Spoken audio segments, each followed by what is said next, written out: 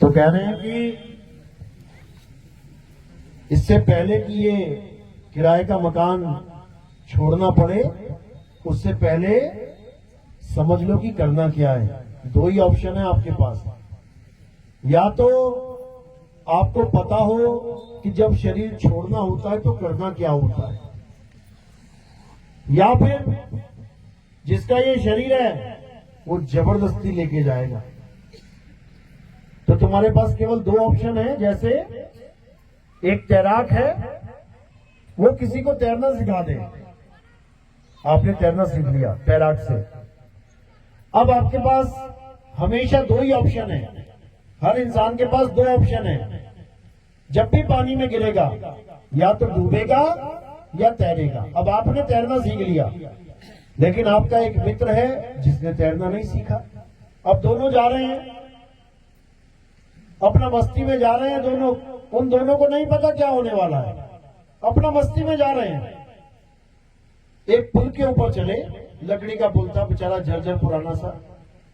जैसे ही पुल के ऊपर दोनों खड़े हुए, वो लकड़ी का फट्टा टूट गया, दोनों गिरे पानी में। पानी बहुत गहरा है। अब जिसको तो तैरना नहीं आता था, वो तो लगा डुबकियां खाने, और जिसने तैरना सीख लिया था उसको पानी डुबा भी नहीं पाया। पानी एक ही है दोनों के लिए, गहराई उतनी है दोनों के लिए, बहाव उतना ही है दोनों के लिए, लेकिन एक डूब रहा है और एक तैर रहा है। कारण क्या है? कारण है ज्ञान। जिसने तैरने का ज्ञान सीख लिया, पानी उसको डुबा नहीं पाया, और जिसने नहीं सीखा वो बेचारा बेमौत मारा गया। बेमौत, पानी में डूबने वाले बेमौत ही मरते हैं।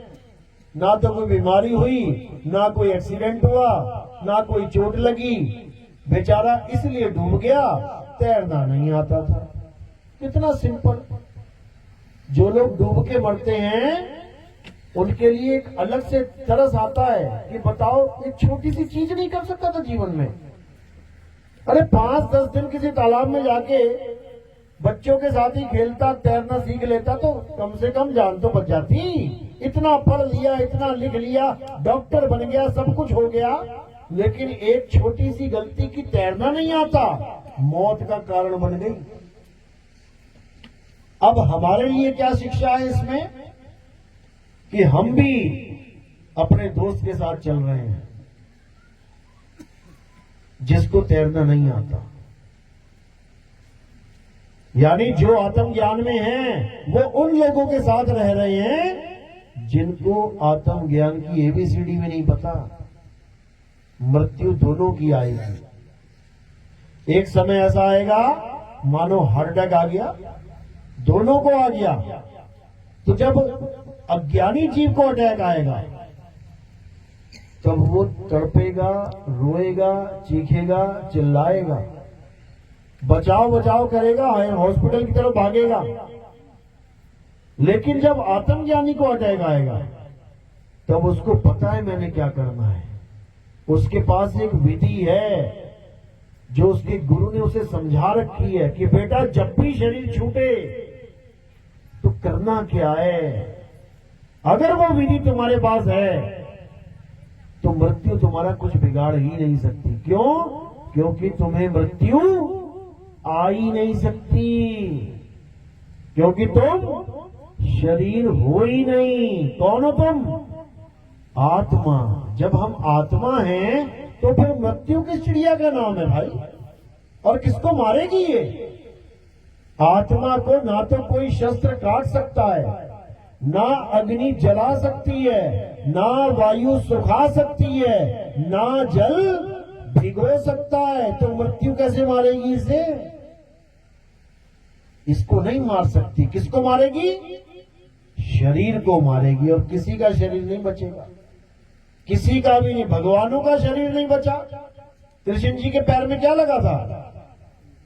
तीर लगा था। तब उनका शरीर छूटा, शरीर की मृत्यु हो गई। पैर में तीर लगा शरीर के, कृष्ण जी के नहीं लगा। कृष्ण जी शरीर नहीं है कि कोई सोचे कृष्ण जी शरीर है और कृष्ण जी के पैर में तीर लग गया, कृष्ण जी की मृत्यु हो गई। बताओ, भगवान ही मार दिया इन लोगों ने। कि भगवान की मृत्यु कैसे हो? भगवान भी मरता है कभी क्या? वो कभी नहीं मर सकते। और वही नहीं, हम भी कभी नहीं मर सकते। कबीर साहब समझा रहे हैं, अरे हम ना मरे मरे संसारा, और हमको मिला जियावन हारा। हमें ऐसा ज्ञान मिल गया जिसने हमें सदा सदा के लिए जीवित कर दिया, जिसने हमें ये समझा दिया, ये बता दिया, जिसने हमें ये अनुभव करवा दिया कि हम हैं क्या। और जिस दिन हमें ये अनुभव हो गया, उसी दिन से मौत का तांडव अपने लिए खत्म हो गया। अब कुछ नहीं है, अब केवल इंतजार है मृत्यु का। जब मर्जी आ जाए, आज आ जाए, कल आ जाए, परसों आ जाए, स्वागत है उसका। क्यों? क्योंकि जिसकी जो चीज है वो ले जाएगा। आपने किसी से किराए के लिए गाड़ी ले ली एक दिन के लिए, आप खूब घुमा रहे हो, टहला रहे हो शहर में। अब कल को जब वो आएगा तो क्या करोगे? रोने लग जाओगे, मत ले जाओ, मत ले जाओ, मत ले जाओ। क्या करोगे? किराया दिया है, गाड़ी ली है, समय पूरा हो जाएगा, गाड़ी वापस कर देंगे। बस इतना सा खेल है। लेकिन हम गाड़ी ले तो आए, लेकिन देते नहीं बन रहा है। कहां है वो गाड़ी? कहां है गाड़ी? ये खड़ी है, ये शरीर गाड़ी है तुम्हारी। लेके तो आ गए मां के गर्भ से, लेकिन देते नहीं बन रहा है। देने में हालत खराब हो रही है। क्यों? क्योंकि हमें यही समझ में नहीं आ रहा कि इस गाड़ी के बिना हम जाएंगे कहां। अभी तो गाड़ी में बैठे हैं, समझ में आ रही है बात, हाँ ठीक है हम जिंदा हैं। शरीर देख देख के एक दूसरे का सोच रहे हैं, हाँ हाँ हम जिंदा हैं। और जब गाड़ी देने की बात आई, शरीर देने की बात आई, तब रोने लग जाते हैं। बचाओ बचाओ करते, पूरी उम्र पूजा पाठ करते हैं। क्यों? स्वर्ग जाएंगे, स्वर्ग जाएंगे। पंडित जी भी कह रहे हैं बेटा पूजा करो वरना नरक चले जाओगे। हाँ पंडित जी कर रहे हैं पूजा, सारी उम्र पूजा करी स्वर्ग जाने के लिए। लेकिन जब डॉक्टर ने कहा कि तुम्हारी किडनियां फेल हो गई बेटा, थोड़े दिन के मेहमान हो, तब क्या होगा? तब रोने लग जाएंगे, पंडित जी बचा लो, डॉक्टर साहब बचा लो। अरे अब तो स्वर्ग जाने की बारी आई, सारी उम्र पूजा इसीलिए तो करी थी कि स्वर्ग जाना है। अब स्वर्ग जाने की बारी आई तो रोना स्टार्ट हो गया। वही मुसलमान का काम है। सारी उम्र नमाज पढ़ेंगे कि खुदा के पास जाएंगे, जन्नत में जाएंगे, और डॉक्टर ने कह दिया चंद दिन का मेहमान है तो रातों की नींदें उड़ जाएंगे। अरे भाई मर जाऊंगा। अरे मरेगा नहीं तो जाएगा कैसे? बिना मरे जाएगा क्या? मर के ही जाना पड़ेगा वहां पे। लेकिन अज्ञानी मरेगा, ज्ञानी नहीं मरता कभी। ज्ञानी के पास क्या है? आत्म ज्ञान। उसके पास आत्म ज्ञान है। उसको मृत्यु मार ही नहीं सकती, क्योंकि उसको पता है जब इस गाड़ी का मालिक आएगा और कहेगा भैया गाड़ी वापस कर, हमने ऐसे करके उसको पकड़ा देंगे। बस इतना सा खेल है। लेकिन ना समझने के कारण दुर्दशा हो जाती है, दुर्दशा। मरते मरते लोग रोते हैं, चीखते हैं, चिल्लाते हैं, गिड़गिड़ाते हैं। उनको देख के सामने वाले की हालत खराब होने लग जाती है। लेकिन जो आत्मज्ञानी होते हैं वो क्या करते हैं? कहते हैं जिस मरने से जग डरे, मेरे मन आनंद, और मरने पर ही पाइए पूर्ण परमानंद। मरता मरता जग मुआ, और मरना जाने ना कोई, ऐसी मरनी जो मरे, अब पहर न मरना हो। कहते हैं जब आत्मज्ञानी शरीर को छोड़ता है, अपने निज आनंद में छोड़ता है वो, अपने निज आनंद में, अपने आनंद में। और अपने आनंद का नाम क्या है? सतचित आनंद। सतचित आनंद का मतलब ये नहीं कि किसी भगवान का नाम है ये कि जयकारे लगा रहे हो वो सच्चिदानंद भगवान की जय। ये कोई भगवान नहीं है भाई, ये भगवान नहीं है। सच्चिदानंद का मतलब क्या होता है? सत चित्त आनंद। जैसे तुम्हें हारमोनियम की आवाज बहुत अच्छी लगती है, तो हारमोनियम क्या है? शब्द है, आवाज है। और तुमने क्या जोड़ा उस शब्द से? अपना चित्त जोड़ दिया। जैसे ही तुम्हारा चित्त जुड़ा, हारमोनियम की आवाज तुमने सुनी, अब क्या मिलेगा तुम्हें? आनंद। तो भैया कौन से भगवान का नाम है ये? अज्ञानता में लोग उस परम अवस्था को जो तुम्हारी है, अपनी है, निज है, उसको किसी और भगवान का नाम देके जयकारे लगा के प्रसाद खा के घर चले जाते हैं। और जब मृत्यु आती है, कौन आनंद में है भाई? कौन आनंद में है भाई? कोई आनंद में नहीं है। फिर सब रोते हैं, चीखते हैं, चिल्लाते हैं। तो कबीर साहब यही समझा रहे हैं कि जिस दिन तू शब्द से अपने चित्त को जोड़ देगा, आनंद ही आनंद हो जाएगा, तू ही सच्चिदानंद हो जाएगा। हमारा ही स्वरूप है सत्य चित आनंद। यानी अपने इस नकली स्वरूप से अपने चित्त को हटा के अपने सत्य स्वरूप से जोड़ने पर जो आनंद मिलता है, उसी को सच्चिदानंद कहते हैं। और जब वो सच्चिदानंद स्वरूप प्राप्त हो जाता है, उसके बाद किसी की मृत्यु नहीं होती, अमर हो जाते हो, अमर। और अमर कोई देवी देवता आपको वरदान नहीं दे सकता अमरता का। तुम भोले शंकर को भी प्रकट कर लो ना, तुम विष्णु जी को भी प्रकट कर लो, तुम ब्रह्मा जी को, तीनों को एक साथ ही प्रकट करके वरदान मांग लो कि भगवान मुझे अमर कर दो, मिल जाएगा क्या? अरे बड़े बड़े राक्षसों ने प्रकट कर दिए, बड़े बड़े राक्षस तुम ना कर पाए, राक्षसों ने कर दिए प्रकट। और क्या मांगा? भगवान मुझे अमर कर दो। तुम्हारे सामने भगवान प्रकट हो जाए, पता क्या मांगोगे? भगवान मेरी 10वीं का रिजल्ट पास हो जाऊं मैं, भगवान मेरी नौकरी लग जाए, भगवान मेरी शादी हो जाए इस साल, ये मांगोगे।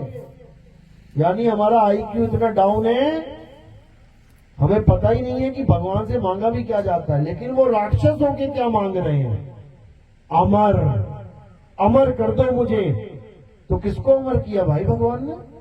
कहते भगवान सब कुछ दे सकते हैं, एक को ना दिया अमरता का वरदान, एक को तो दे देते। सबको क्या बोल रहे हैं? भाई यहाँ कोई अमर नहीं हो सकता, हम खुद अमर नहीं है, ये तक बोला उन्होंने। हम खुद अमर नहीं है, हमारी भी आयु सीमा निश्चित है भाई, तू कहां से अमर हो जाएगा? कुछ और मांग ले, कुछ और मांग ले। लेकिन राक्षस बड़े बुद्धिमान थे, उन्होंने कहा अच्छा अमर नहीं कर रहे हो, यानी कान सीधे नहीं, अब टेढ़े करके पकड़ते हैं। अब लगा राक्षस मांगने वरदान। ठीक है, अमरता का वरदान नहीं देना, ठीक है, मैं दूसरा वरदान मांगता हूं। बोले मांग, क्या मांगता? कहता मैं दिन में ना मरूं, मैं रात में ना मरूं, मैं धरती पे ना मरूं, मैं आसमान में ना मरूं, मैं घर के अंदर ना मरूं, मैं घर के बाहर ना मरूं, मैं अस्त्र से ना मरूं, मैं शस्त्र से ना मरूं, मैं आदमी से ना मरूं, मैं जानवर से ना मरूं। लगा दी बुद्धि, पूरी बुद्धि लगा दी अमर होने के लिए। और तुमसे कहा जाता ना चल दूसरा ऑप्शन मांग ले, फिर तुम पता नहीं क्या मांग लेते हो। लेकिन राक्षस बहुत होशियार थे, हमने बना दिया उनको राक्षस। अभी तुम्हें पता नहीं है कि राक्षसों के पास विद्या क्या क्या थी। देवताओं की तो खटिया खड़ी कर देते थे, वो भगा भगा के मारते थे, वो भागे भागे जाते थे देवता लोग। अरे ब्रह्मा जी बचा लो, विष्णु जी बचा लो, शंकर जी बचा लो, सारे टीवी सीरियल देख रखे हैं तुम लोगों ने। लेकिन फिर भी तुम्हें लगता है कि देवताओं की पूजा ज्यादा बड़ी श्रेष्ठ है। जो खुद अपनी रक्षा नहीं कर पा रहे हैं तो तुम्हारी रक्षा क्या करेंगे? तो सारा इंतजाम कर लिया, सारी बुद्धि लगा ली अमरता की। और ये बुद्धि कौन दे रहा है उन्हें पता है? कौन दे रहा है? गुरु देता है बुद्धि। चेले की इतनी बुद्धि नहीं होती कि वो कुछ समझ ले बात को। गुरु से बुद्धि मिलती है। और उनका गुरु कौन है? राक्षसों का गुरु कौन है? शुक्राचार्य। नाम में ही शुक्र है कि शुक्र है कि हमारा एक आचार्य है। यानी राक्षस भी इतने सियाने हैं कि गुरु महिमा जानते हैं। जो हम भजन गा रहे हैं गुरु गुरु गुरु, वो भी जान रहे हैं भैया गुरु होना चाहिए। लेकिन इंसान नहीं जान रहा कि गुरु होना चाहिए। वो कहता है कौन गुरु, कैसा गुरु? अरे गुरु भी तो मेरी तरह ही है, मैं भी 5 तत्व का, वो भी 5 तत्व का, कौन गुरु, कैसा गुरु? नहीं चाहिए कोई गुरु। ये इंसान की हालत है।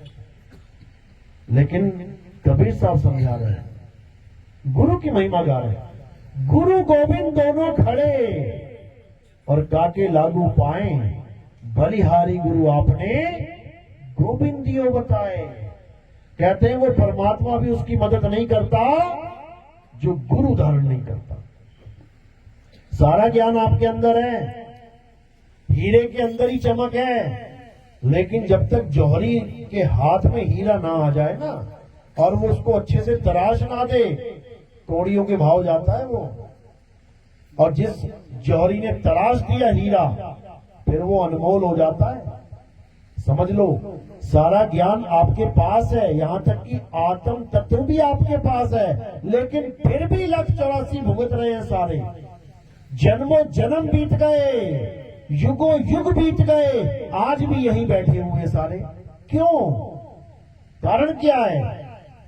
परमात्मा को दया नहीं आ रही कि इतने 184 में भटका दिया हमें, भटक भटक के मर मर के जन्म जन्म के फिर बैठे हैं, फिर मर जाएंगे।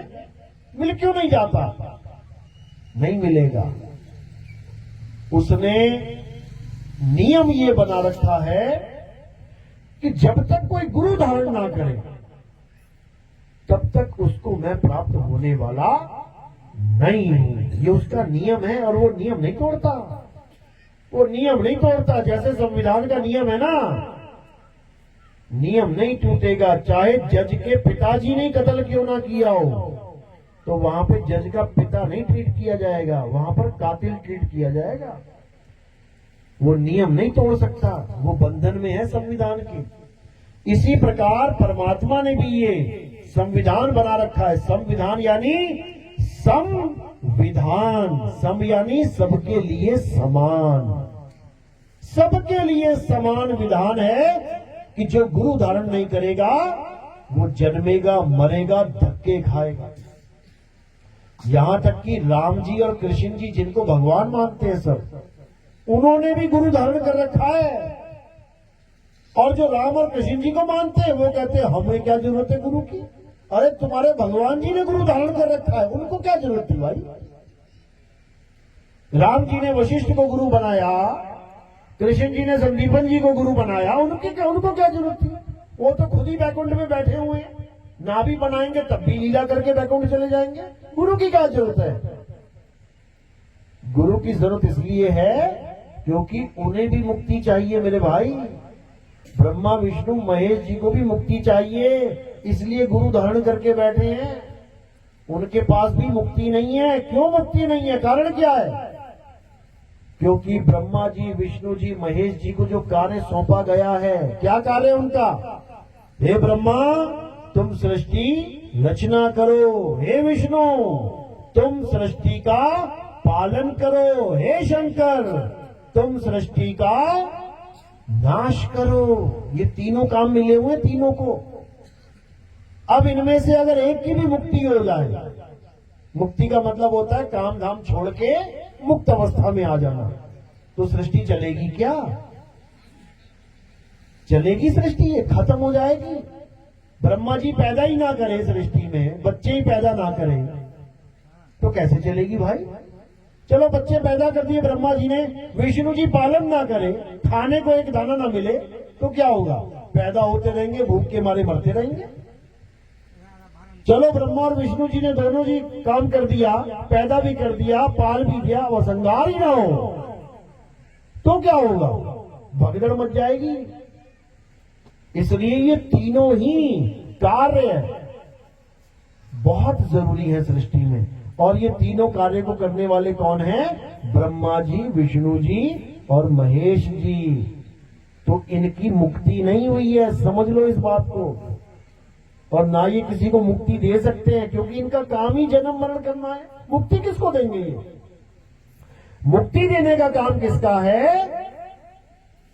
केवल एक है जो मुक्ति दे सकता है। वो कौन है? वो है परम पिता परमात्मा जो सबका पिता है, जिसका कोई और पिता नहीं है, सबका पिता है वो, वही मुक्ति दे सकता है केवल। उसी को संतों की भाषा में शब्द गुरु कहते हैं। शब्द गुरु सुरत धुन चेला, यानी जब हम शब्द गुरु के चेले बन जाएंगे गुरु से ज्ञान प्राप्त करके, तब शब्द गुरु हमारी पूरी जिम्मेदारी ले लेगा, पूरी जिम्मेदारी। यानी अब तुम्हें वो 84 में जाने नहीं देगा, लेकिन कब? जब तुम मर्यादा में रहोगे। तो साहिब क्या समझा रहे हैं? अरे गुरु को सिर पे राखिए और चलिए आज्ञा माही, और कहे कबीर दास को ये 3 लोक भय नहीं। कहते हैं तुमने गुरु धारण कर लिया लेकिन तुम मर्यादा में नहीं चले, झटक कुछ नहीं मिलेगा। धक्के 84 के धक्के मिलेंगे। जैसे तुमने बच्चा तो पैदा कर लिया, सबने किया है, लेकिन बच्चे ने नाक में दम कर दिया बाप के। दुनिया भर का गांजा, दुनिया भर का दारू, चिलम, जुए का अड्डा बना दिया घर को। तो बाप भी देखेगा कि यार कैसा कपूत पैदा कर दिया ये मैंने। तो बाप क्या करेगा फिर? सारी प्रॉपर्टी से बेदखल। अब वो कितना ही चीखे मारते रहे, मैं तेरा बेटा हूं, मैं तेरी प्रॉपर्टी का वारिस हूं, तेरी प्रॉपर्टी मुझे ही मिलनी चाहिए, मैं इकलौता बेटा हूं। मिलेगी क्या? मिलेगी? बस ऐसे ही चीखे मारेंगे अंत समय में कि मैं भी शब्द गुरु का चेला हूं, मेरी भी मुक्ति होगी। बेटा मर्यादा तोड़ी है तूने और जिसने मर्यादा तोड़ दी उसका शब्द गुरु से कोई कनेक्शन नहीं है, नहीं है। समझ लो, सबका बाप है वो, लेकिन उसने जो मर्यादा बनाई है वो तोड़ेंगे तो फिर वो किसी का नहीं है, वो सबसे अलग है। इसलिए साहिब ने कहा, कहें कबीर सुनो भाई साधो, साहिब जैसे को तैसा है। अगर तुम मर्यादा में रहोगे तुम्हारा बाप बन के रहेगा वो, और अगर तुमने घर को जुआ खाना बना दिया, नशेड़ी का अड्डा बना दिया, तो लठ भी है उसके पास, फिर वो भी जानता है कि कैसे ठीक किया जाता है। जो पैदा करना जानता है वो भी ठीक करना भी जानता है। तो इसीलिए गुरु की महिमा है, गुरु धारण करना जरूरी है। कहते हैं बिन गुरु पढ़े जो वेद पुराना, और सार न जाने रहे अज्ञाना।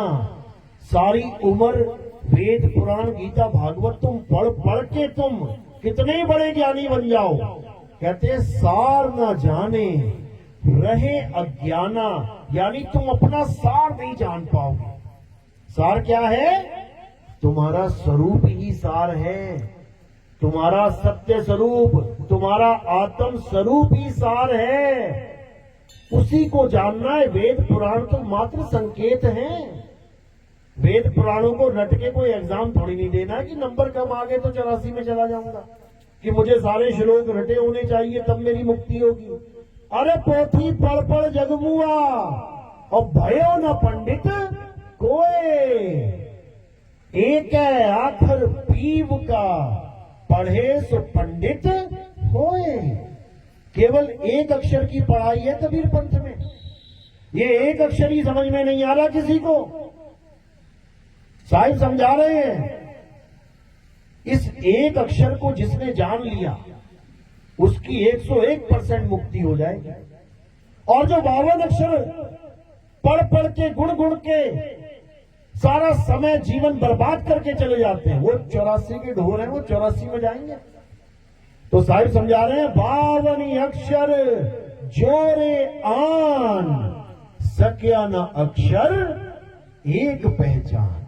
बस एक अक्षर की बात है, ये सारा संसार एक हो जाएगा अगर उस एक अक्षर को जान ले। हिंदू जान ले, मुसलमान जान ले, सिख जान ले, ईसाई जान ले, सारे एक हो जाएंगे। अलग क्यों हो गए? इन्हीं अक्षरों की वजह से। हिंदू को कौन सा अक्षर प्यारा है? राम, कृष्ण, सीता, हनुमान, ये वाले अक्षर प्यारे हैं हिंदू को। मुसलमान को अल्लाह, खुदा, रब्बुल आलमीन, क्या है ये? अक्षर ही तो हैं। हिंदू भी अक्षरों में, मुसलमान भी अक्षरों में, सिख भी अक्षरों में। उसका कौन सा अक्षर है सबसे प्रिय? वाहे गुरु। क्या है ये? अक्षर ही हैं। हिंदू अपने अक्षरों को पकड़ के बैठा है, मुसलमान अपने अक्षरों को पकड़ के बैठा है, सिख अपने अक्षरों को पकड़ के बैठ गया, ईसाई अपने अक्षरों को पकड़ के बैठ गया। पकड़ सबने ही अक्षर रखे हैं, लेकिन ये अक्षर एक दूसरे से अलग करने वाले हैं। क्यों? क्योंकि ये 52 अक्षर हैं। ये 52 अक्षर सबको अलग करने में सबसे बड़ा रोल निभाते हैं, और सबको एक करने में वो एक अक्षर सबको एक करने में अहम भूमिका निभाएगा। और वो एक अक्षर क्या है? वो आपकी आत्मा है। और ये 52 अक्षर कहां से पैदा होते हैं? इसी आत्म तत्व से पैदा होते हैं। ये सारे अक्षर कहां से निकल रहे हैं?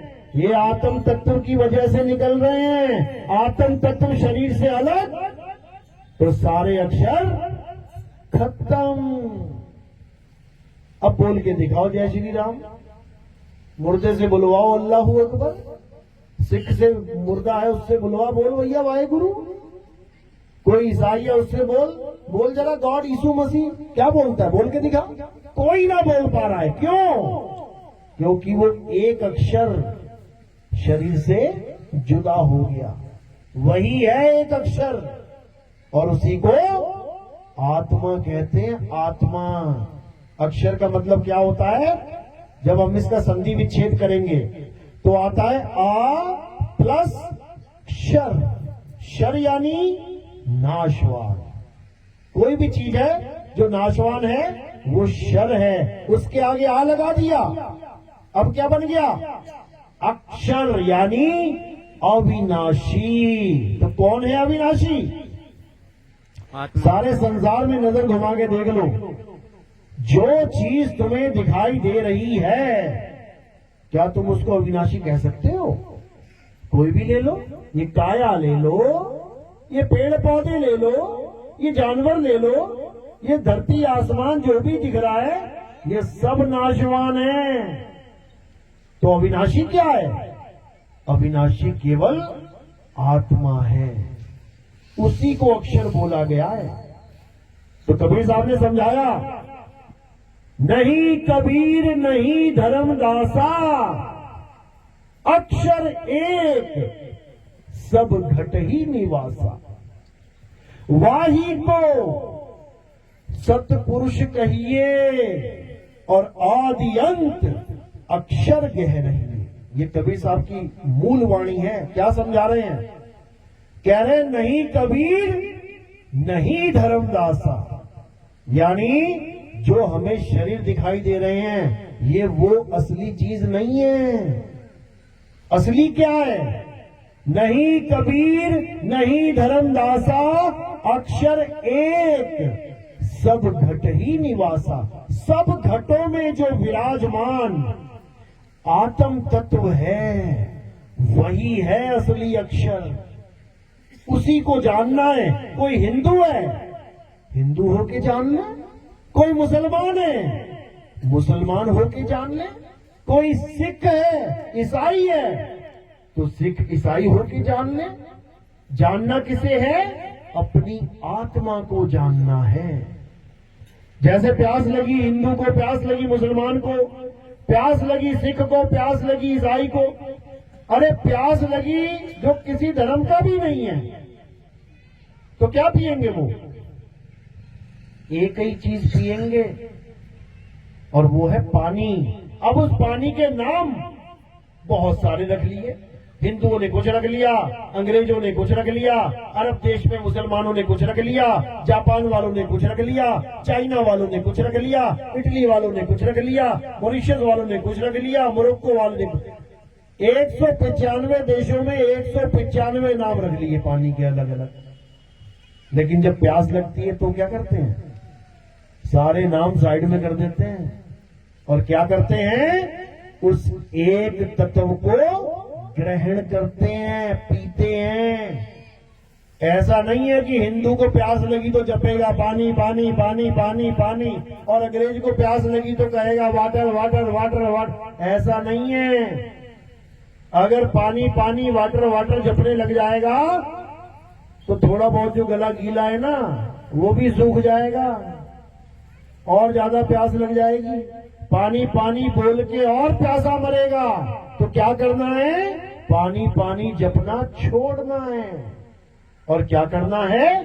पानी को ढूंढना है। पानी है कहाँ? मटके में है, फ्रिज में है, बोतल में है। अरे कहाँ रखा है पानी? भैया पानी दे दो। कहने का मतलब वो एक अक्षर यानी वो एक आत्मा जो सब में विराजमान है उसके ज्ञान को प्राप्त करना है, ना कि उसने जो शरीर धारण कर रखा है उन शरीरों के नाम जपने हैं। आज हम भगवान के नाम पे क्या कर रहे हैं? हिंदू गुरु मिल गया, कहता है राम राम जपो। राम राम है कौन? शरीर।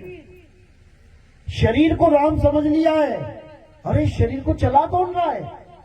आपके शरीर को कौन चला रहा है? आत्मा। हमारे शरीर को कौन चला रहा है? आत्मा। राम जी के शरीर को कौन चला रहा है? आत्मा।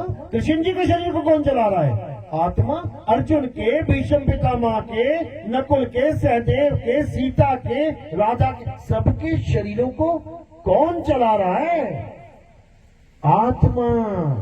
अब हम आत्मा का तो ज्ञान प्राप्त ना करें, लेकिन आत्मा की वजह से जो शरीर चल रहा है उस शरीर के नाम जपने लग जाएं तो कौन ज्ञानी कहेगा हमें? आपके पास भी आत्मा, मेरे पास भी आत्मा।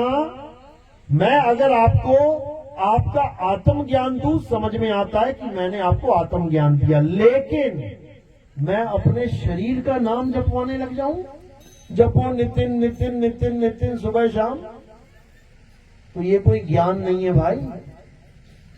आत्मा ने कई शरीर धारण किए और कई शरीर छोड़ दिए। किस किस का नाम जपोगे? किसके नाम जपोगे? पहला अवतार विष्णु जी का कौन था? मछली अवतार था, मत्स्य अवतार कहते हैं जिसे। तो उस आत्मा ने मछली का शरीर धारण कर लिया, छोड़ दिया, धारण किया, छोड़ दिया। अब दूसरा अवतार वो कौन सा है? कछुए का अवतार है, कुर्म अवतार। जो समुद्र मंथन हुआ था ना, तो उसी कछुए के पीठ के ऊपर पहाड़ रखा गया था। विष्णु जी का दूसरा अवतार है वो। यानी आत्मा ने इस बार मछली का नाम पकड़ के कछुए का शरीर धारण कर लिया, धारण किया, छोड़ दिया। अब तीसरा अवतार वो कौन था? वराह अवतार। जंगली सुअर का अवतार धारण किया, जिसके आगे 2 दांत लगे होते हैं। उन दांतों के ऊपर क्या रखा? पृथ्वी रखी, और पृथ्वी को बचा के लेके आए। तो उस आत्मा ने अब कौन सा शरीर पकड़ा? वराह का शरीर पकड़ा, छोड़ दिया। अब उसके बाद उसी आत्मा ने नरसिंह का शरीर पकड़ लिया, आधा आदमी आधा जानवर। शरीर पकड़ा, छोड़ दिया। यानी 4 अवतार ऐसे हो गए जो शरीर धारण किया, छोड़ दिया। तुमने एक बार भी नाम नहीं जपा उसका। बता दो किसी ने जपा हो? उसके बाद फिर वामन अवतार धारण किया। उसके बाद फिर परशुराम अवतार धारण किया। एक बार भी तुमने नाम ना जपा होगा। वामन वामन वामन वामन, परशुराम परशुराम परशुराम, एक बार भी नहीं जपा होगा। लेकिन उसके बाद जब राम जी का अवतार धारण किया और कृष्ण जी का अवतार धारण किया, तो तुमने क्या किया? तुमने उसको पकड़ लिया, चिपक गए जाके। अब क्या कर रहे हो तुम?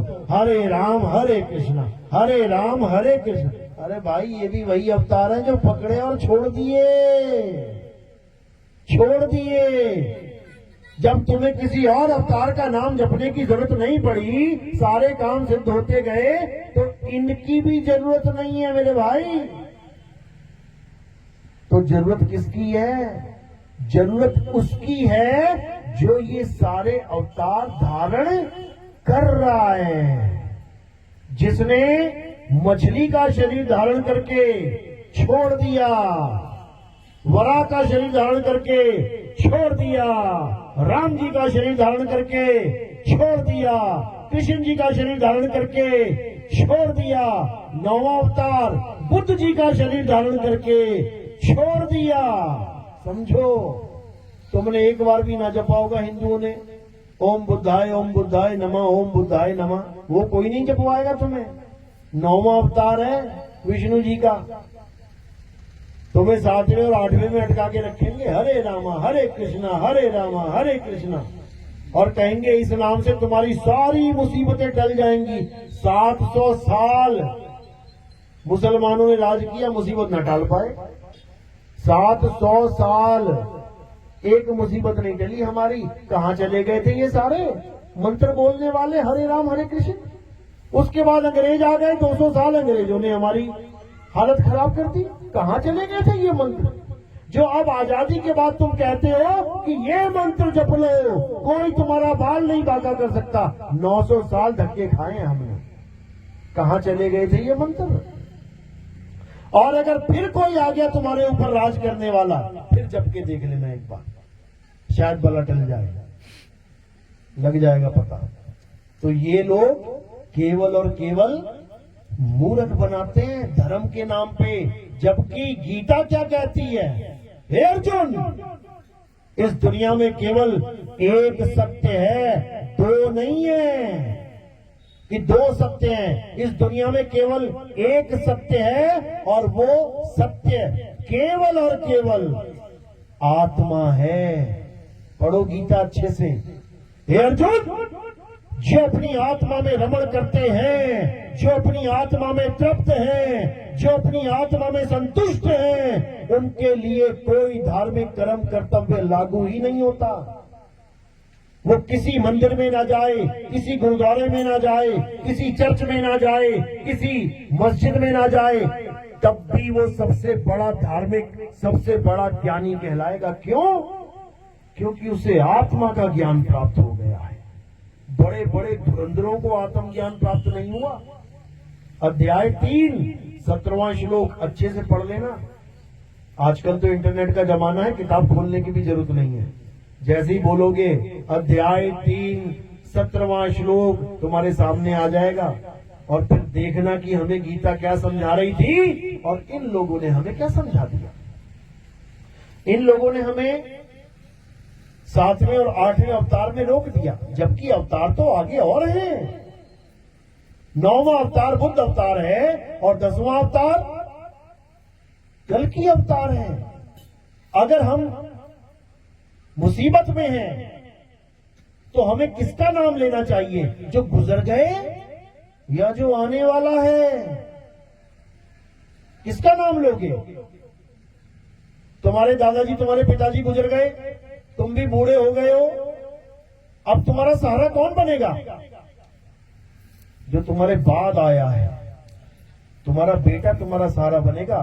तुम्हारे पिताजी दादाजी सहारा नहीं बनेंगे, वो तो निकल लिए, चले गए वो तो इसीलिए जो आने वाले हैं कल्कि अवतार, अब उनका नाम जपना शुरू करो, तब कहो कुछ बन जाए तुम्हारा, नहीं तो कुछ बनने वाला नहीं है। राम जी कृष्ण जी के सहारे हम लोग 900 साल गुलामी में जिए हैं। भगत सिंह जैसों ने अपनी शहीदियां दी हैं, तब जाके देश आजाद हुआ है। किसी पंडित जी ने हरे राम हरे कृष्णा करके आजादी नहीं दिलवा दी, समझ लो। और अगर कोई फिर आ गया तुम्हें गुलाम बनाने वाला, तो तुम्हें आत्मनिर्भर होना पड़ेगा, तब गुलामी खत्म होगी। आत्मनिर्भर यानी अपने ऊपर निर्भर होना पड़ेगा, तब तुम उनका सामना कर पाओगे, समझ लो। लेकिन समझ में नहीं आती ये बातें, क्यों? क्योंकि पुरानी इतनी धूल पड़ चुकी है ऊपर कि अब छटने का नाम नहीं ले रही है। इन्हीं नादानियों की वजह से हमने अपने देश की इतनी संपत्ति खोई है कि तुम सोच भी नहीं सकते। तुम्हें पता है हमारा देश सोने की चिड़िया कहलाता था, सुना है ना, सोने की चिड़िया। अब कौन सी चिड़िया बन गया है? अब मिट्टी की चिड़िया भी नहीं रही है, सोने की चिड़िया कहलाता था। गरीब से गरीब आदमी भी सोने की थाली होती थी उसके घर में, चांदी की चम्मच होती थी उसके घर में। घर में छोड़ो, गांव गांव के चौक पे 20-20 किलो 50-50 किलो की सोने की मूर्तियां होती थी भगवानों की, समझ लो। इसीलिए आए सारे लुटेरे भारत में, नहीं तो भारत में क्यों सबने टारगेट बनाया। जब वो घूमने आए उन्होंने देखा, अरे बाप रे बाप, अरे भाई हर जगह सोना ही सोना है, मंदिर में घुसो तो सही, ये हीरा लगा है, पन्ना लगा है, रतन जड़े हुए हैं और कोई चौकीदार भी नहीं है। कितने बड़े बेवकूफ हैं ये लोग। हमारे देश में तो छोटी सी भी चीज है वो संभाल संभाल के रखते हैं। इन्होंने सड़क के बीचों बीच 50 किलो की सोने की मूर्ति रख रखी है। कितने बड़े बेवकूफ हैं ये लोग। देख वेख के सारा घूम घूम के चले गए अपने घर। बताया महाराज को, अरे महाराज ये तो कुछ भी नहीं है तुम्हारे पास, भारत में जाके देखो, जितना तुम अपने खजाने में लेके बैठे हो वो तो सड़कों पे फेंक के बैठे हैं। आगे फिर घोड़ों पे बैठ के चीनी फेंकोगे तो चींटी आएगी। अब जब चींटी आई और उठा उठा के मूर्तियां हो गई सप्लाई, तब नानी याद आई। फिर अकल आई कि अरे भैया लुट गए, बर्बाद हो गए। और एक बार नहीं लुटे, पता नहीं कितनी बार ठोकर खा के अकल आई। सोमनाथ का मंदिर कितनी बार लूटा पता है? कितनी बार? 17 बार। पूरे गांव में, पूरे शहर में, पूरे भारत में। तुम ये खबर फैला देना कि कोई एक ऐसा आदमी है जिसका घर 17 बार लूटा हो, 17 बार चोरी हुई हो। मुश्किल ही है कोई एक मिलेगा, क्योंकि एक आम आदमी भी 1 बार, 2 बार, 3 बार, 4 बार, 5 बार, 6 बार, 10 बार चोरी होने के बाद इतना अलर्ट हो जाता है कि अब ना होने देता चोरी। एक आम आदमी, लेकिन वो भगवान का घर था भाई। सोमनाथ मंदिर, त्रिकालदर्शी भोले शंकर बैठे हैं अंदर। भगवान शंकर जी का घर कितनी बार लुट गया? 17 बार। क्यों लुटा 17 बार? कारण क्या था?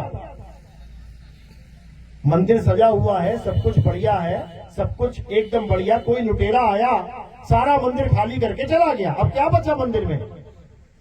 हीरे ले गया, जवाहरात ले गया, सोने की मूर्तियां ले गया, चलो ठीक है एक बार ले गया। अब क्या बचा मंदिर में? अब क्यों आएगा वो दोबारा लूटने? तुम्हारा घर कोई खाली करके ले जाए, माल खजाना सारा ले जाए, वो दोबारा आएगा तुम्हारे घर में खाली मकान लूटने? क्यों आया दोबारा? कारण क्या था? क्योंकि हम लोगों ने, ये छोटी बुद्धि ने दोबारा से सजा दिया। दोबारा से हीरे मोती जवाहर पन्ना सोना चांदी लगा दिया। उन्होंने कहा अरे भाई बढ़िया बंदे हैं यार, ये तो एक बार तो मजा आया, ये दोबारा तैयार कर दिया सारा मामला। दोबारा आके फिर लूट के लेके चले गए। अब तीसरी बार क्यों आए? 2 बार खाली कर दिया खजाना, दीवारें रह गई खड़ी हुई, अब तीसरी बार क्यों आएंगे? कोई क्यों आए पता है? क्योंकि फिर सजा दिया। वो चौथी बार आए, फिर सजा दिया। वो 5वीं बार आए, फिर सजा दिया। वो 7वीं 8वीं 10वीं 11वीं 12वीं 17 बार लूट लिया। 18वीं बार क्यों नहीं आए? 18वीं बार क्यों नहीं आए? अब अकल आ गई, ये भैया इसको नहीं सजाना है। फिर क्या किया? फिर पत्थर का शिवलिंग रख दिया वहां पे, आओ लूटो, आओ लूटो जरा। अब कौन लूट के लेके जाए तुम्हारा पत्थर का शिवलिंग? सोने का होता, चांदी का होता, लेके जाते, पत्थर कौन लेके जाएगा? इसीलिए बच गया, इसीलिए बच गया। समझ लो भगवान का घर इसलिए बच गया 17 बार लूटने के बाद, क्योंकि अकल आ गई। अकल आ गई कि भगवान अपने घर की रक्षा नहीं कर सकते। अकल आ गई, कौन करेगा रक्षा? आत्मा करती है रक्षा। आत्मा अगर वहां पे 100 बंदों की, 200 बंदों की, 500 बंदों की फौज खड़ी होती ना उस मंदिर की रक्षा के लिए, लूट लेता कोई? क्यों? क्योंकि वहां पे आत्मा आ गई।